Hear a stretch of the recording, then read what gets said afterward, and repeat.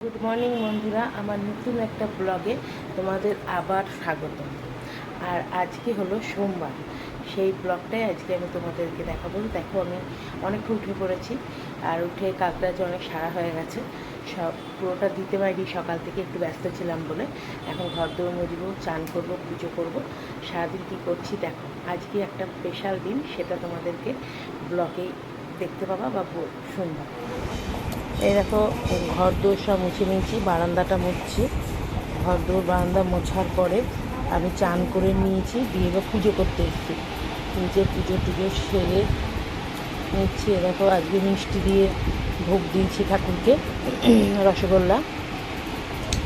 পুজো করার পরে তারপরে দেখো আমরা এখন কাটোয়া যাচ্ছি, ওই জন্য অগ্রদীপ স্টেশনে এসেছি। এটাকে সবাই মিলে আমরা পরিবারের যে 8 জন আছি, 8 জন মিলে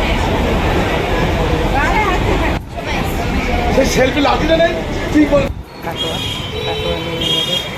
আমরা কাটোয়া রাস্তা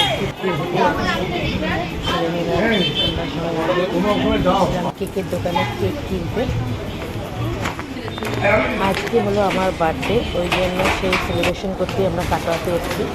আর সারাদিন রোজেই গরমে মানে ইচ্ছা করবে, ওই জন্য রাতের দিকে এসেছি। গরমটা রাতে একটু কম, আর যা রোদের তাপ এখন।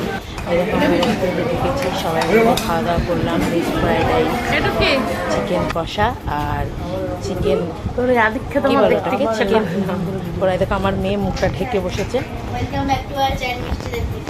এখানে জুস খেতে ঢুকেছিলাম সবাই মিলে। এত গরম যেন এসিও ঠান্ডা হচ্ছে না। এখন আমাদের কেক কেটেছি রেস্টুরেন্টেই, যেখানে খাওয়া দাওয়া করেছি ওখানেই রেস্টুরেন্টেই কেক কেটেছি। আমরা এরকমই করে